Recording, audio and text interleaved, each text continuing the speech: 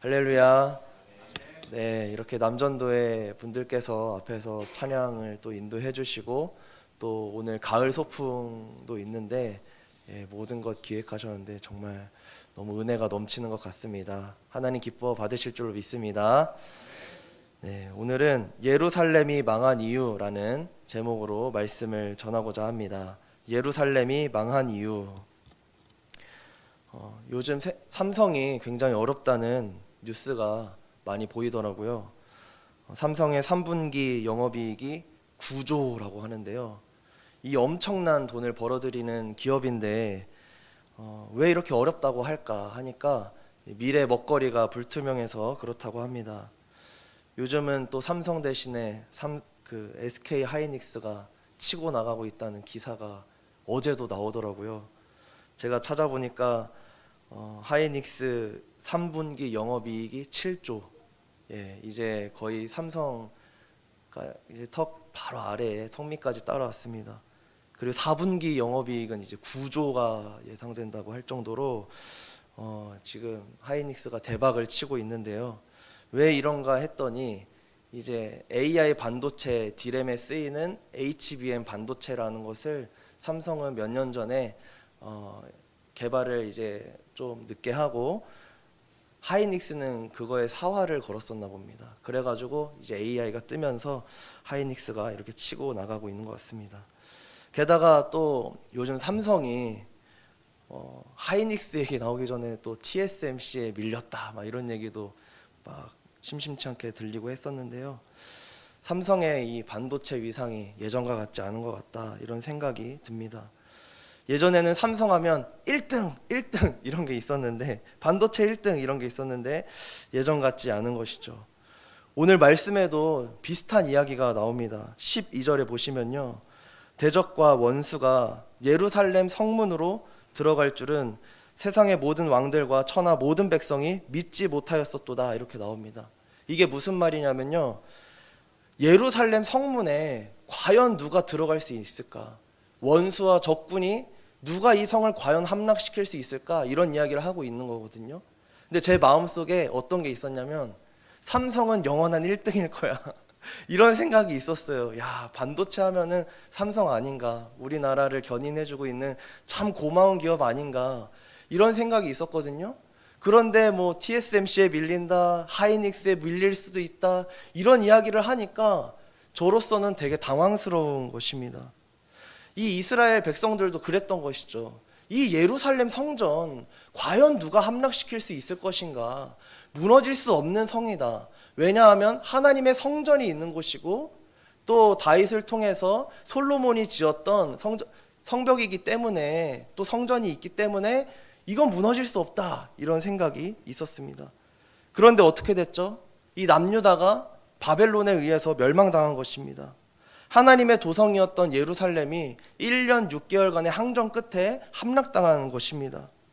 이것은요, 고대 근동 이 지방에서 굉장히 충격적인 거였어요.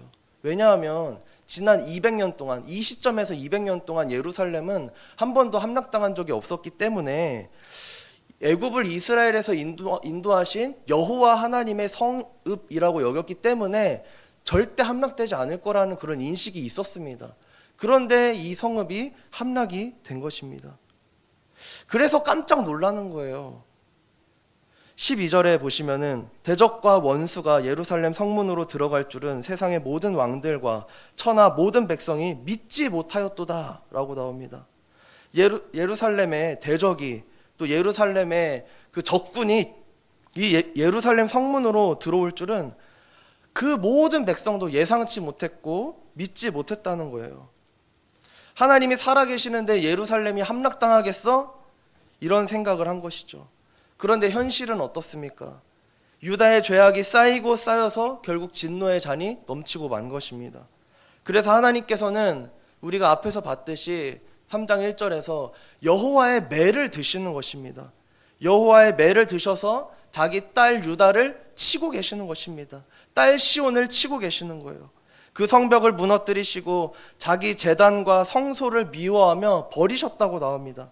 예레미야 애가 2장 7절에 보시면 여호와께서 또 자기 제단을 버리시며 자기 성소를 미워하시며, 또 8절에는 여호와께서 딸 시온의 성벽을 헐기로 결심하고 이렇게 나옵니다. 어쩌다 남유다가 이렇게 되었을까요? 절대로 무너지지 않을 거라 생각했던 그 하나님의 성읍 예루살렘이 어쩌다 이렇게 황폐하게 되었을까요? 하나님의 거하시는 곳인데, 다윗이 만든 이 예루살렘 성과 또 솔로몬이 지은 여호와의 성전이 있는 곳인데 어쩌다 그 영광스러운 시온성이 이렇게 무너졌을까요? 그 이유는 바로 13절에 나옵니다. 13절에 보시면 그의 선지자들의 죄들과 제사장들의 죄악들 때문이니 그들이 성읍 안에서 의인들의 피를 흘렸도다, 이렇게 나옵니다. 그 이유는 뭐예요? 리더들의 탓이라고 지금 말하고 있는 것입니다. 그러면서 리더들이 어떻게 했는가? 의인들의 피를 흘렸다고 지금 말하고 있는 것입니다. 도대체 이 선지자들과 제사장들이 어떻게 했길래 의인들의 피를 흘리게 했을까요? 단순히 방탕한 죄거나 타락한 죄가 아닙니다. 이것을 우리가 이해하기 위해서는 먼저 선지자와 제사장의 역할을 알아야 합니다. 선지자와 제사장의 하는 일은 똑같습니다. 하나님의 일을 섬기는 것입니다. 그런데 어떤 게 다르냐면 방향이 다릅니다. 둘 다 하나님과 인간을 연결한다는 점에서 비슷하지만 방향이 다릅니다. 선지자는 누구예요? 하나님의 말씀을 백성들에게 전하는 것입니다. 위에서 아래로 전하는 것입니다. 하나님의 가르침과 하나님의 뜻이 무엇인지 알려줘요. 그래서 다윗이 밧세바를 범했을 때 나단 선지자가 와서 책망하고 회개하게 하지 않았습니까? 하나님의 뜻을 전해주는 자예요. 하나님의 말씀을 가르치는 자입니다. 하나님의 마음을 알려주는 것이죠. 반대로 제사장은 뭐죠? 인간의 마음을 하나님께 올려드리는 것입니다. 백성들을 대신해서 제사를 드리는 거예요. 제사의 종류는 번제, 소제, 화목제, 속건제, 속죄제가 있는데요. 사안에 따라서 드리는 제사가 다릅니다. 하나님께 올려드린 이 각종 제사를 대신해서 드리는 것이죠. 감사의 마음으로 나아갈 때는 소제로 나아가고, 또 회개와 또 헌신의 마음으로 나아갈 때는 번제로 나아가고, 그렇게 각 방법이 있는데요. 아무튼 이처럼 선지자와 제사장의 역할이 있습니다. 그런데 이 역할을 온전히 감당하지 못했기 때문에 의인들의 피를 흘리게 만든 것입니다. 자기 역할을 제대로 감당해야 되는데 그렇지 못했기 때문에 의인들의 피가 흘렸고 예루살렘이 함락당하고 멸망당했다는 것입니다. 예레미야 14장 13절을 한번 찾아보실까요?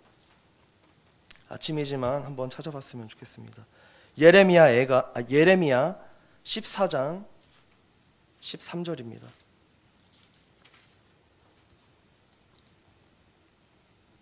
한번 같이 읽어보겠습니다. 시작. 이에 내가 말하되 슬프도소이다. 주 여호와여 보시옵소서. 선지자들이 그들에게 이르기를 너희가 칼을 보지 아니하겠고 기근은 너희에게 이르지 아니할 것이라. 내가 이곳에서 너희에게 확실한 평강을 주리라 하나이다. 아멘. 여기 보시면요, 이에 내가 말하되 슬프도소이다, 이게 예레미야입니다. 그 다음에 선지자들이 그들에게 이르기를 나오지 않습니까? 여기서 이 선지자가 바로 거짓 선지자입니다. 거짓 선지자들이 그들에게, 백성들에게 뭐라고 하냐면요, 너희가 칼을 보지 아니하겠다. 그러니까 전쟁이 없을 거라는 거예요. 지금 눈앞에 함락당하려고 하고 유다의 끝이 보이는데 괜찮다, 평안할 것이다 말하고 있는 것입니다. 그러면서 기근은 너희에게 이르지 아니할 것이라. 이제 이 황폐함이 없을 거라는 거예요. 내가 이곳에서 너희에게 확실한 평강을 주리라. 이렇게 하나님이 너희에게 말하고 있다라고 거짓 선지자들이 말하고 있다는 것입니다. 그래서 어떻게 돼요? 그 아랫절을 보시면요, 15절 마지막에 이렇게 나옵니다. 그 선지자들은 칼과 기근에 멸망할 것이요 그들의 예언을 받은 백성은 기근과 칼로 말미암아 예루살렘 거리에 던짐을 당할 것인즉 그들을 장사할 자가 없을 것이요 그들의 아내와 아들과 딸이 그렇게 되리라. 이렇게 나오고 있습니다. 그러니까 이 말씀이 그대로 이루어지고 있는 거예요. 칼과 기근이 없을 거라고 했는데 실제로 있고 예루살렘 성이 함락당한 것입니다. 이렇게 거짓말로 백성을 속이고 눈을 가렸기 때문에 지금 예루살렘이 이렇게 됐고 의인들이 피를 흘리고 있는 것입니다. 어디를 가든 이렇게 속이는 사람들이 있는 것 같습니다. 정치도 마찬가지죠. 정치인들이 내가 투표해서 질 거라는 그런 이야기가 나오면 어떻게 되죠? 믿지 않는다고 합니다. 왜 안 믿냐? 주변에 지지자들이 막 있기 때문이라고 해요. 옆에서 계속 의원님 이번에 분명히 승리할 것입니다. 근데 막 여론조사들이 나오지 않습니까? 저거는 어느 진영에서 한 조사이기 때문에 우리랑 상관없다. 민심은 다르다 이러면서 이제 주변에서 그렇게 속삭이는 간신들이 있는 것이죠. 그러다 어떻게 돼요? 투표를 딱 까보면은 결과가 나오는 것입니다. 충격을 받는 것이죠. 또 정치만 그렇습니까? 직장에서도 마찬가지죠. 주변 상사의 눈을 가리고 달콤한 말을 계속하는 사람들이 있습니다. 눈을 가리는 것이죠. 교회라고 다를 것이 없습니다.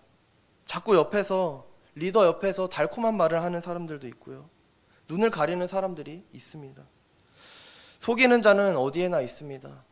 그런데 그 속이는 자들로 인하여서 우리 안에 화가 오지 않기를 간절히 소망합니다. 오늘 이 말씀을 기억하시면서 함께 기도했으면 좋겠습니다. 나라를 위해 기도해 주셨으면 좋겠습니다. 하나님, 우리나라의 지도자들이 그런 달콤한 속삭임에 넘어가지 않게 해주시옵시고 하나님이 주시는 지혜와 명철로 이 국가를 잘 다스릴 수 있도록, 통치할 수 있도록 인도하여 주시옵소서. 기도해 주시고요. 또 직장과 또 교회에 속한 모든 분들을 위해서 함께 기도해 주셨으면 좋겠습니다. 특별히 오늘 가을 소풍 우리 창립기념으로 이제 가게 되는데요. 오고 가는 길 안전하게 지켜달라고 기도해 주시고 또 그곳에서 아름다운 추억들 많이 남길 수 있도록 해달라고 기도해 주셨으면 감사하겠습니다. 함께 기도하겠습니다. 사랑이 많으신 아버지 하나님 감사합니다. 오늘 이렇게 말씀을 통하여서 주님 앞에 나아가게 하심에 감사합니다. 속이는 것들에 의하여서 넘어지지 않게 해 주시옵시고 특별히 우리 국가 지도자들이 또 교회와 또 직장의 모든 지도자들이 주님 안에서 명철과 지혜를 가지고 나아갈 수 있도록 주 하나님 함께하여 주시옵소서. 예수님의 이름으로 기도드립니다. 아멘.